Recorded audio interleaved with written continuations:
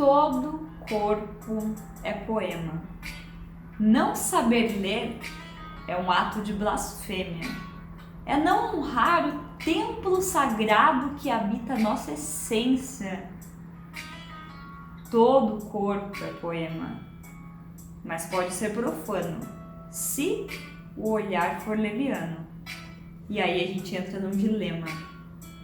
Só parece que é tabu porque o profano foi confundido com a liberdade, porque não foi entendida a preservação oriunda da sacralidade, porque o divino foi distorcido, adormecido, escondido, e agora somos míopes para a verdade. Todo corpo é poema. E eu tenho pena de quem acha que não vale a pena, de quem tem olhos treinados para não ver, para não ler, para não reconhecer em cada templo toda a sua grandeza. Tantos corpos diferentes, tantos templos emergentes. Quem sabe um dia a gente aprende que essa lente embaça a visão e é isso que nos prende. Quem sabe um dia a gente aprende que o ápice da liberdade não é vadiar à vontade, e não é que vadiar seja errado, mas livre mesmo é quem não faz disso uma necessidade. É só quando o profano é transmutado, dando espaço para o sagrado, é que você vê que perdeu tempo enquanto não via o corpo como um templo. Nessa altura, está resolvido o problema. Seu olhar foi desprogramado e olhos poéticos são a consequência. Todo corpo é poema. Eu escrevi essa poesia inspirada em alguns pensamentos e reflexões que eu estava fazendo um dia desses a respeito do corpo e do sexo. Primeiramente, existe ali um padrão, que a mídia coloca, não é novidade para ninguém, sobre o corpo, tanto para o homem quanto também para a mulher, do quanto que você precisa estar dentro daqueles parâmetros para que você seja bela ou belo, para que você seja desejável. E eu acho isso um absurdo, que de fato todo corpo é um poema, todo corpo ele pode ser desejado, todo corpo ele pode ser admirado e apreciado, independente de estar ou não dentro daqueles padrões que alguém um dia estabeleceu para, obviamente, lucrar mais com isso, toda a indústria que tem por trás e tudo mais. E além dessa questão do corpo, eu falo ali na poesia, não foi entendida a preservação oriunda da sacralidade. O que eu quis dizer nesse verso? A preservação de você realmente olhar para o seu corpo como um templo e a partir desse lugar de sacralidade você entender que não vai ser com qualquer pessoa que você vai trocar a sua energia sexualmente falando.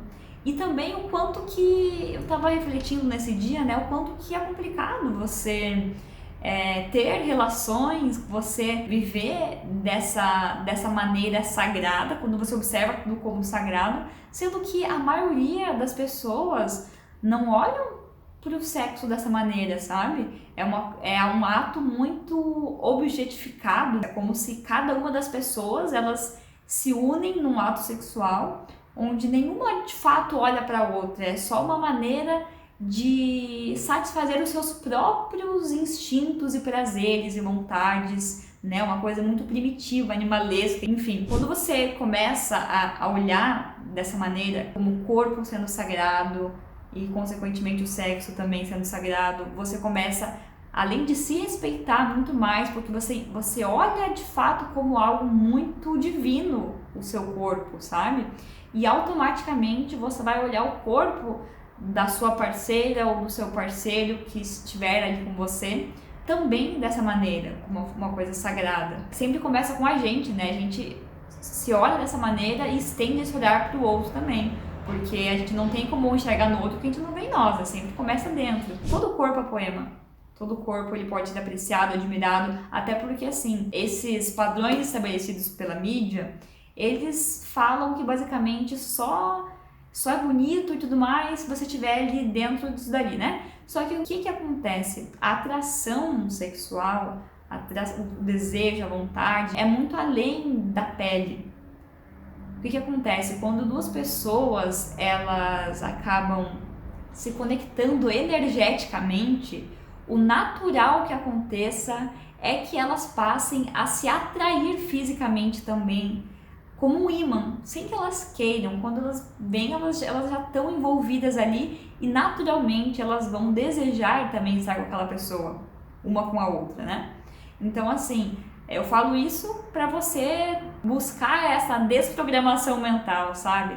Não entra nessa narrativa, não interage, não engaja com essa narrativa que fala que você precisa estar de algum jeito. É claro, a saúde ela é muito importante, porque também existe um movimento do outro lado que fala que, ai não, é meu corpo, e aí acaba ficando se permitindo estar de uma maneira nitidamente não saudável, só porque, ai, é meu corpo e você não tem nada a ver com isso. Não, gente, vamos ter bom senso, né? Buscar ali o razoável, você ter uma alimentação saudável, uma rotina que, se você puder fazer atividade física, enfim, para manter ali o saudável, mas esse padrão que é colocado, você não vai alcançar se você não for escrava de alguma coisa, entende? Então, é isso que eu quis dizer. E também para a gente começar a refletir sobre essa troca sexual mesmo, sabe? Se a gente realmente tem olhado para isso como um sagrado. Porque eu trouxe nessa poesia, basicamente falando sobre o sexo ser sagrado. Mas, na verdade, isso daqui é só uma consequência de quando a gente começa a olhar tudo como sagrado. Sabe? Tipo, tudo mesmo. O sexo é só uma coisa a mais. O ato de lavar louça pode ser sagrado.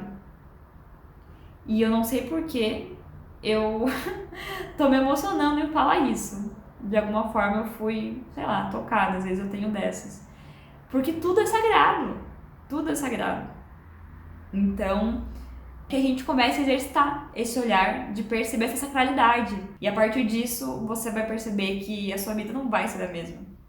Porque só essa percepção diferente, esse olhar cuidadoso e sensível com a vida, você vai começar a sentir gratidão só pelo fato de existir, tá bom? Quis contextualizar vocês sobre o que se trata, né, a poesia. Às vezes, as poesias têm disso, né? A gente acaba conseguindo colocar muita informação dentro de um poema, só que de uma forma tão abstrata que parece que falta alguma coisa e você fica, será que quis dizer isso? Eu quis dizer exatamente isso que eu falei pra vocês aqui. Então é isso. Um beijo.